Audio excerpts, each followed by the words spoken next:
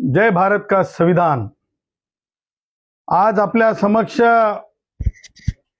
भारताच्या संविधानाच्या संबंधानं माननीय सर्वोच्च न्यायालयाच्या निर्णयाच्या संबंधानं उपवर्गीकरणाच्या संबंधानं आणि राज्य शासनाचे अधिकार कर्तव्य त्याचबरोबर ह्यामध्ये ह्या उपवर्गीकरणाच्या निमित्तानं महाराष्ट्रात महार बौद्ध आणि मातंगांमध्ये एका प्रकारची तेढ निर्माण करण्याच्या राजकारणाच्या संबंधानं आज आपल्या समक्ष आम्ही आलेलो आहोत आणि आम्ही समाज म्हणून आलेलो आहोत। आम्ही मातंग समाजाचे विरोधक म्हणून नाही, तर आम्ही भारतरत्न डॉक्टर बाबासाहेब आंबेडकरांचे अनुयायी, भारतीय संविधानाचे आम्ही म्हणजे भारतीय संविधान सर्वांकष सर्वासर्वी मानणारे आम्ही आहोत।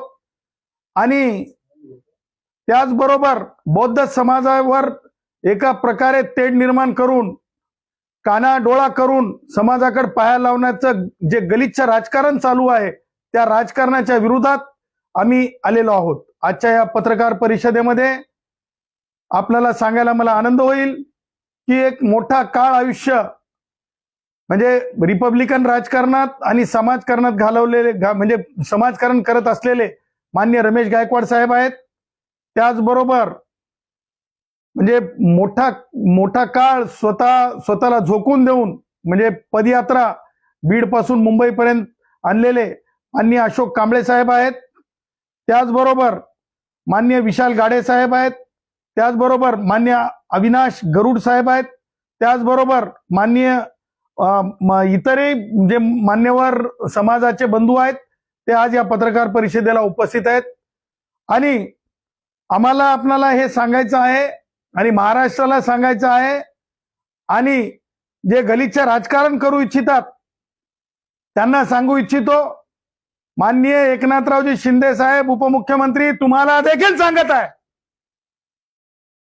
जसा तुम्ही मराठा समाजाचं पुढारपण म्हणून तुम्ही तुमचं शहाणपण तुमच्यापर्यंत आहे, आम्ही काय म्हणत नाहीत, परंतु बौद्ध समाज मातंग समाज हा विद्वतेनं खूप मोठा आहे। आमच्याकडे खूप विद्वान आहेत, प्राध्यापक आहेत, चिंतक आहेत, अभ्यासक आहेत, PhD होल्डर आहेत। त्यामुळं कृपा करून एकनाथ शिंदे साहेब आमच्या समाजामध्ये किंवा बौद्ध समाज किंवा मातंग समाजामध्ये किंवा उपवर्गीकरणाच्या नावावर आपण कोणत्याही प्रकारचं राजकारण अथवा गलिच्छ राजकारण कोणी करण्याच्या भानगडीत पडू नये असं आमचं पहिलं मत आहे। आज आम्हाला तुम्हाला सांगायचंय,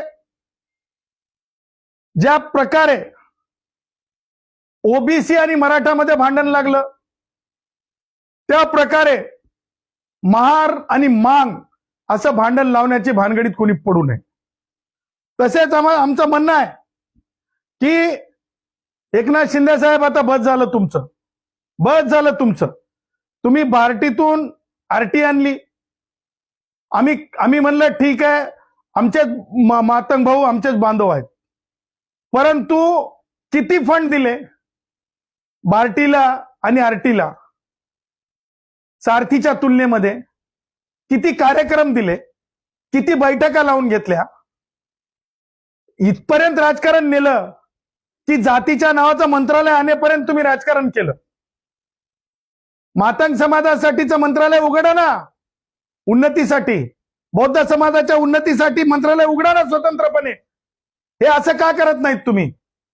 परंतु माननीय सर्वोच्च न्यायालयाला तुम्ही पुढं करता आणि तुम्ही सांगता, काय सांगता, 9 महिने अगोदर सर्वोच्च न्यायालयाच्या निर्णयाच्या नंतर आणि आज तारखेपासून 9 महिने अगोदर तुम्ही घोषणा करून टाकता की हो उपवर्गीकरण, तुम्हाला सांगतो ते उपवर्गीकरण देण्याची घोषणा ही अशा प्रकारे करणं कितपत इष्ट आहे? कारण मातंग समाजाला मला हे दाखवायचंय, कारण हे दाखवल्याशिवाय विविध योजनांची अंमलबजावणी आपण केलेली आहे। आणि त्याचबरोबर ऑगस्ट 2024 मध्ये सर्वोच्च न्यायालयाने अनुसूचित जातीमध्ये उपवर्गीकरण करण्याचा ऐतिहासिक निर्णय घेतला आहे आणि याचा फायदा देखील त्यानंतर आपल्या सरकारने न्यायमूर्ती अनंत बदर यांच्या अध्यक्षतेखाली अनुसूचित जातीमध्ये अ ब क ड वर्गीकरण आयोग स्थापन करून मातंग समाजाला मुख्य प्रवाहात आणण्याचा मार्ग देखील आपण सुकर करतोय. मला सांगा, एकनाथ शिंदे साहेब डेमोक्रेसी मान्य करता की नाही करत? कार्यालयीन प्रक्रिया मान्य करता की नाही करत? कॉन्स्टिट्यूशनल मेकॅनिझम मान्य करता की नाही करत? भारताच्या संविधानातले मान्य राज्यपाल महोदयांचे आर्टिकल 309 खालचे अधिकार मान्य करता की नाही करत? भारतीय संविधानाचे आर्टिकल 341 नुसार आरक्षणाच्या बाबतीतले निर्णय घ्यायचे असतात, मान्य करता की नाही करत? एकनाथ शिंदे साहेब आज जड अंतकरणानं म्हणत आहे, आरक्षण तुमची जहागीरदारी नाही, आरक्षण तुमची जहागीरदारी नाही. एकनाथ शिंदे साहेब, आरक्षण तुमची जहागीरदारी नाही. आणि ज्या प्रकारे मराठा ओबीसीचं भांडण लावलं, त्या प्रकारे दाणे टाकून मातंग आणि बौद्ध अशी लढाई तुम्ही लावू शकत नाही. आम्ही कोंबडे नाहीत, आम्ही समाज आहोत. आम्ही एवढा मोठा समाज आहोत की या देशाचं संविधान लिहिलं ज्या भारतरत्न डॉक्टर बाबासाहेब आंबेडकरांनी, त्या भारतरत्न डॉक्टर बाबासाहेब आंबेडकरांचे आम्ही सगळे वारसदार आहोत. कारण महापुरुषांचे वारसदार जे जे कोणी त्यांचे विचार घेऊन पुढे जात असतात ते सगळे महापुरुषांचे वारसदार असतात. तिथे जातीचे बंधनं नसतात. त्यामुळं तुमचं अशा प्रकारचं भांडण लावायचं, कायदा होण्याच्या अगोदरच कायदा करतच आहोत, होण्यातच आहे, झालाच आहे, अशा प्रकारची वल्गना करणं हे अत्यंत गैर आहे. हे तुमचं वारंवार होत आहे. तुम्ही लक्षात घ्या, तुम्ही ज्या प्रकारे जरंगे बाबाचं, ज्या प्रकारे ओबीसी मराठा, ज्या प्रकारे जालन्यामधून आम्ही थांबवलं तुमचं ते राजकारण, त्यानंतर एकनाथ शिंदे साहेब कल्याणमध्ये बौद्ध भिक्षूंसोबत काय झालं? बौद्ध भिक्षूंच्या घरांचं झोपड्यांचं काय झालं? एक पत्र देण्यात आलं. त्या पत्रावर कधी निर्णय होणार आहे? भिक्षूंच्या बाबतीमध्ये स्वतः तुम्ही एखाद्या ठिकाणी एखाद्या बौद्ध परिषदेमध्ये जाऊन ज्या प्रकारे तुम्ही बौद्ध तत्वज्ञान सांगायचा, म्हणजे सारवासारव करण्याचा की मी बौद्धांच्या सोबत किती आहे, दुसऱ्या बाजूला बौद्ध भिक्षूंचे हाल करता. त्याचबरोबर बौद्ध वस्त्यांमध्ये बुलडोजर चालतात, ते काय पाकिस्तानी नाहीत. बौद्ध आणि मातंग हे पाकिस्तानी नाहीत. राजा प्रसन्नजीत हे बौद्ध झाले होते आणि ते मातंग समाजातून होते. एक लक्षात ठेवा, ज्या वेळेस मातंग समाजाला पूर्णपणे समजेल की मातंग समाज किती प्रभावशाली अभ्यासू आहे, त्या दिवशी मातंग समाज तुमच्या भूलथापांना फुसीला बळी पडणार नाही. कारण लक्षात ठेवा, या परत तुम्ही उद्याच्या मोर्चाच्या बाबतीमध्ये गलिच्छ राजकारण करायला निघाला. उद्या 30 तारखेला माननीय पोलीस आयुक्तांना माझी हात जोडून विनंती आहे, उद्या 30 तारखेला समाजात आक्रमकता आणण्यासाठी एकनाथ शिंदे, बघा आता वेगळं सांगण्याची गरज नाही, सामान्य माणसं शिंदे टोळी म्हणायला लागलेत, शिंदे टोळी म्हणायला लागलेत. शिंदे टोळीतून जर उद्या काही आक्रमकता आणण्याचा प्रयत्न झाला तर त्याची सर्वस्वी जबाबदारी ती आक्रमकता आणणे किंवा दोन समाजामध्ये तेढ निर्माण करणे, किंवा उद्या जर एखाद्या आमच्या युवकांना किंवा काही युवकांना जर समजा काही रक्त निघालं, त्यांच्या डोक्याचं, हाताचं किंवा कुणाला त्रास झाला, तर याची सर्वस्वी जिम्मेदारी एकनाथ शिंदेची राहील, हे लक्षात ठेवलं पाहिजे. आणि याच्यासाठी आम्ही विनंती करत आहोत मान्य पोलीस आयुक्तांना. कारण लक्षात ठेवा, ज्या प्रकारे आज राजकारण आम्हाला दिसत आहे त्या आधारे सांगतो, डेमोक्रेसी जर मान्य असेल ना एकनाथ शिंदे साहेब, तर मान्य मुख्यमंत्री महोदयांना सगळे अनुसूचित जातीचे आमदार जाऊन भेटलेत. 27 अनुसूचित जातीचे सगळे आमदार जाऊन भेटले आणि त्या माननीय आमदारांनी उपवर्गीकरणाच्या बाबतीमध्ये असं उपवर्गीकरण करता येणार नाही असं स्पष्ट सांगितलं. आणि जेव्हा लोकशाहीमध्ये निवडून आलेले प्रतिनिधी, त्या समाजाचे प्रतिनिधी एकनाथ शिंदे साहेब जेव्हा प्रश्नांकित करतात एखाद्या मुद्द्याला, तर त्या लोकप्रतिनिधींना विचारात घ्यायचं असतंय. जहागीरदारी नाही तुमच्या एकट्याची. माननीय मुख्यमंत्री महोदय सांगतील की बदर आयोगाचा निर्णय जो आहे तो आयोग नाही, तो आयोग मागास आयोग नाहीये, अनुसूचित जाती आयोग नाहीये. त्यामुळे बदर साहेबांच्या एखाद्या रिपोर्टच्या आधारे कोणतंही आरक्षण मिळत नाही. आमच्यात भांडण नाही, मातंग बौद्धांमध्ये भांडण नाहीये, किंवा इतर 57 जातीमध्ये सुद्धा भांडण नाहीये. पण असं भांडण लावण्याचं खुळं राजकारण चालवून घेतलं जाणार नाही. मला सांगा एकनाथ शिंदे साहेब, फार पळू तुम्ही जाता, बोलवता लोकांना आणि तुम्ही मोठ्या मोठ्या गप्पा मारता. इथं का हो तुमच्या चेहऱ्यावर 12 वाजलेत? जेव्हा उपवर्गीकरणाच्या बाबतीमध्ये नको ही भूमिका आज तारखेला महाराष्ट्रामध्ये असं सांगायला आमदार आले, त्यावेळेस हे तुमच्या चेहऱ्यावर का 12 वाजले? प्रश्न विचारले जातील, प्रश्न विचारलेच पाहिजे. ठाण्यामध्ये पत्रकारांना भीती घातली जाऊ शकते. हे आंबेडकरी विचार आहेत. हे आंबेडकरी विचार, फुले शाहू आंबेडकरांचे विचार, संविधानवादी विचार, त्याचबरोबर अण्णाभाऊ साठेंचे विचार, लहुजी साळवेंचे विचार, हे ठाण्यामध्ये पत्रकारांना घाबरवलं तसे घाबरणारे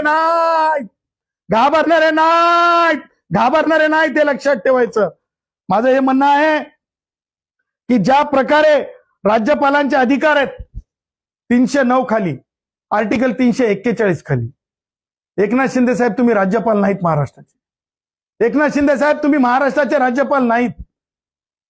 कोणत्याही प्रकारचा कायदा लेजिस्लेचरनी संमत केलेला नाही, आणि जेव्हा कायदाच संमत झालेला नाही त्यावर आपण आपल्या मर्यादेत बोललं पाहिजे. परंतु आपण वारंवार मर्यादांचं उल्लंघन करत आहात. आणि उद्याच्या मोर्चाच्या बाबतीत सांगायचं झालं तर उद्या आमच्या सगळा बौद्ध समाज असेल, त्याचबरोबर 57, 58, 59 जातीतले जेवढे लोक आहेत ते येतील, युवक येतील, युवती येतील, महिला येतील. परंतु ते आले त्याच्यामध्ये काही तुमच्या टोळीतले काही लोक सोडून समाजामध्ये मोठी तेढ किंवा समाजामध्ये मोठं काहीतरी भयंकर कृत्य करण्याच्या भानगडीत कुणीच पडू नये. आणि एकनाथ शिंदे साहेब, खास करून तुम्हाला सल्ला बरं का, खास करून तुम्हाला सल्ला. आणि म्हणून उद्याच्या मोर्चाच्या बाबतीमध्ये सांगायचं झालं किंवा या वर्गीकरणाच्या बाबतीत सांगायचं झालं तर आम्ही सक्षम आहोत. बौद्ध समाज, मातंग समाज किंवा 59 जाती हे एकत्रितपणे मागास आयोगाच्या समोर येतील. मागास आयोग सगळ्यांना ऐकेल. कायदेशीर प्रक्रिया सगळ्या पाहिल्या जाव्यात. कायदेशीर प्रक्रिया पाहिल्या गेल्याच्या नंतर देशातील सर्व खासदार जे अनुसूचित जातीचे आहेत, कारण ज्या वेळेस लक्षात घेतलं पाहिजे की बाबरी मस्जिदचा जेव्हा विषय होता त्यावेळेस अल्पसंख्याक न्यायाधीश मान्य सर्वोच्च न्यायालयात असावा असं सगळ्यांच्याही भावना होत्या. त्यावेळेस अल्पसंख्याक न्यायाधीश आले ना सर्वोच्च न्यायालयामध्ये. अरे मग आम्ही देशातले आमचे खासदार अनुसूचित जातीचे, मग ते मातंग असतील, बौद्ध असतील, चर्मकार असतील, मायावतीजी असतील, चिरागजी पासवान असतील, त्याचबरोबर जे चंद्रशेखरजी रावणजी असतील, रामदासजी आठवले साहेब असतील, ऍडव्होकेट मान्य प्रकाश आंबेडकर साहेब असतील, जे कोणी दक्षिणातले असतील, म्हणजे मोठ्या संख्येनं उत्तर भारतासह पंजाब हरियाणातले असतील, हे सगळ्यांना विचारात घेतलं जाईल. विचारात घेऊन निर्णय व्हावा. विचारात घेऊन विचाराच्या देवाणघेवाणातून कायदेशीर दृष्ट्या, संविधानिक दृष्ट्या जर आमचे खासदार म्हणले की उपवर्गीकरण आवश्यक आहे, सगळे म्हणजे समाज जर म्हणला तर त्याच्यामध्ये ती वेगळी गोष्ट आहे. आता एकनाथ शिंदे कोण ते वर्गीकरण करणार का? ते आमच्या समाजाचे प्रमुख झालेत का? अरे जात प्रमाणपत्र घ्यायचं असेल तर त्या जातीच्या मुख्याचं पत्र लागत असतंय, प्रमाणपत्र लागत असतंय. एकनाथ शिंदे आमच्या बौद्ध समाजाचे, मातंग समाजाचे किंवा 59 जातीपैकी ते काय आमचे धर्मगुरू आहेत की काय ते आमचे काय सर्वसर्वी आहेत की त्यांनी कधी सामाजिक लढा अनुसूचित जाती जमातीसाठी लढलेल्यांपैकी आहेत? काय आहेत ते? हे पहा, आम्ही मर्यादेपर्यंत तुमच्या मराठा समाजाचं आंदोलन होतं एकनाथ शिंदे साहेब, तुम्ही स्वतःला मराठा पुढारी करण्याच्या भानगडीत आहात, मागे होतात, पुढे राहाल, आमची काही हरकत नाही. तुम्ही आझाद मैदानावर बोलवले एसटीतले ड्रायव्हर कंडक्टर साहेब, मेकॅनिकल साहेब, 7वा वेतन आयोग देऊन, आणि तुम्ही शपथ खाली मराठा आरक्षणाची, आमचं त्याच्यावरही म्हणणं नाही, आम्हाला धोका झाला म्हणून. पण तुम्ही तुमच्या समाजाच्या प्रती करा ना, किती करा, परंतु जे अधिकार मान्य मुख्यमंत्री महोदयांचे आहेत, जे अधिकार समाज कल्याण विभागाचे आहेत, जे अधिकार राज्यपाल महोदयांचे आहेत, जे अधिकार अनुसूचित जाती आयोगाचे आहेत, जे अधिकार पार्लमेंटचे आहेत, जे अधिकार राष्ट्रपती महोदयांचे आहेत, ज्या अधिकारामध्ये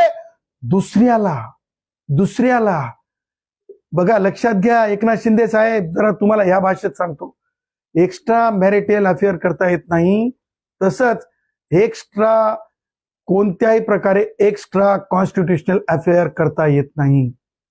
हे तेवढंच पवित्र आहे, संविधान तेवढंच पवित्र आहे. तुम्हाला हे सगळं कान खोलूनच ऐकावं लागेल. उद्या मोर्चा निघेल, उद्या मोर्चाला लोक येतील, उद्या आमचेच भाऊ आहेत, आम्ही सगळेजण त्या मोर्चामध्ये आहोत.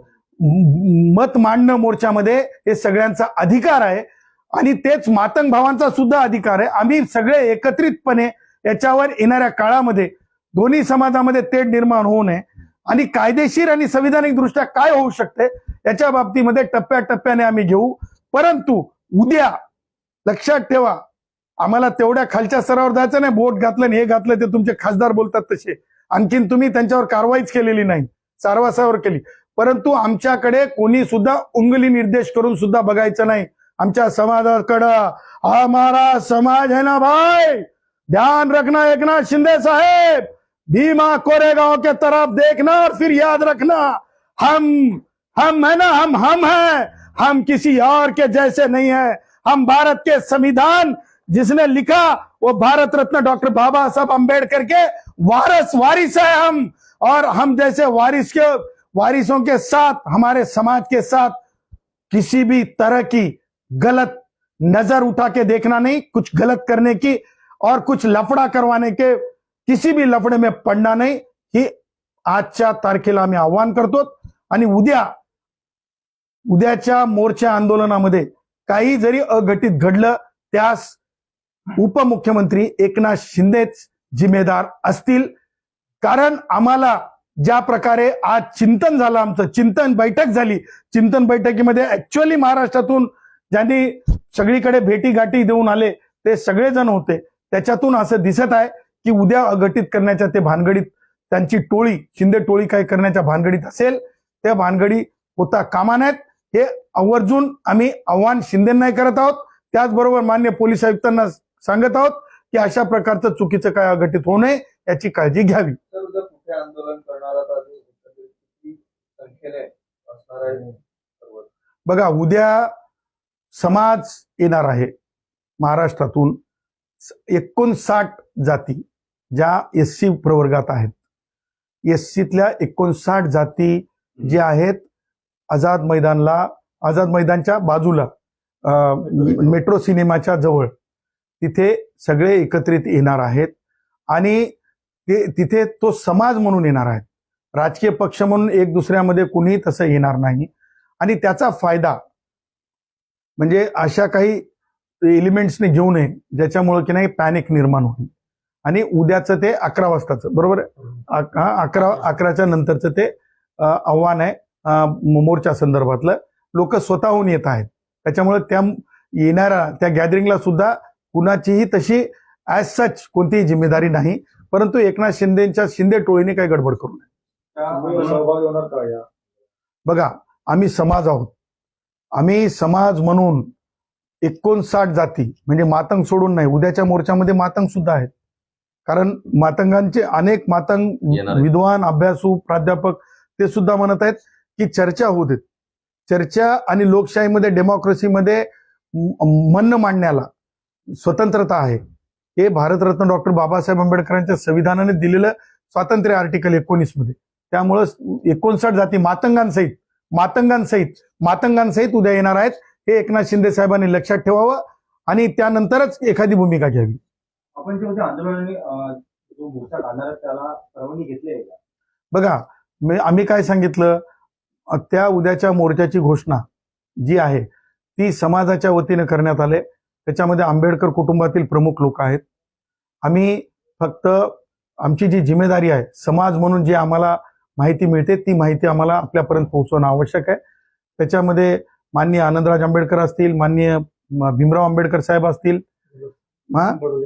आणि त्याचबरोबर वेगवेगळ्या पक्षाचे बडोले असतील साहेब, हे सगळे लोक आहेत. परंतु मुद्दा असाच आहे की आंदोलन एकत्रित जरी लोक येत असतील तरी तिथं अघटित काही घडू नये, हा आमचा मुद्दा आहे. कोणावरती शंका तुम्ही वारंवार असं म्हणतात की अघटित घडू नये, काय म्हणायचं? शिंदे टोळीवर. कारण शिंदे टोळी अशा प्रकारचं करते. जालन्यामध्ये काय झालं होतं, जरंगे कोणाचा माणूस आहे? जरंगेने काय केलं होतं? त्याची पुनरावृत्ती इथं सेकंड शो जरंगे होऊ नये, कारण आमच्यामध्ये लावून देऊ नये. तिकडे ओबीसी मराठा लावून दिलं, इथं मारमांग किंवा मातंग विरुद्ध सत्ता 58 जाती असं लावून देऊ नये. आणि कल्याणमध्ये आपण बघितलं, टोळीच आहे ना. नाशिकमध्ये गरिबांचे झोपडे पाडले. कल्याणमध्ये काय केलं? कल्याणचा स्वतंत्र विषय घेऊन येणार आहोत आम्ही ती सगळी म्हणजे ते जे पिटारा आहे ते उघडणार आहोत. आणि त्यानंतर तुम्हाला समजेल की कल्याणच्या झोपड्या पाडण्यामध्ये आणि भिक्षूंना त्रास देण्यामध्ये कोण होतं. आज जरी पळवापळवी चालू असली तरी. म्हटलं एकनाथ शिंदे जातीवाद करतात असं थेट म्हणायचं का? बघा, आता आहे बघा, आम्ही नेट आणि थेटच डंके की चोट पे बोलणाऱ्यांपैकी आहोत. आम्ही काय, एक सन्माननीय उपमुख्यमंत्री एकनाथ शिंदे साहेब पब्लिक सर्वंट आहेत, ते उपमुख्यमंत्री आहेत, म्हणून काय आम्ही आमची अभिव्यक्ती स्वातंत्र्य थांबवू शकत नाही. आम्हाला जे चिंतनामध्ये येतंय, ज्या गोष्टी आम्हाला समजतात ते जाहीरपणे समाजापर्यंत, सरकारपर्यंत, यंत्रणेपर्यंत गेल्या पाहिजे म्हणून आम्ही डंके की चोट पे बोलत आहोत. वेगळं सांगायची गरज नाही. ओबीसी मराठा सारखा मातंग विरुद्ध 58 जाती असा संघर्ष एकनाथ शिंदेंनी किंवा कुणी सुद्धा फूस लावून देऊ नये. बोलायचंय? बोला ना. बोला. अशोक कांबळे आहेत. बोला ना. एकनाथ शिंदे साहेबांचे जे काही आम्ही स्टेटमेंट सरांना दाखवलं किंवा ते 10 महिन्यापूर्वीचं स्टेटमेंट होतं, आणि जे काही आम्ही महाराष्ट्रावर आता जे काही उपवर्गीकरणाच्या विरोधामध्ये लोकांमध्ये जात होतो, तर समोरून जे काही RS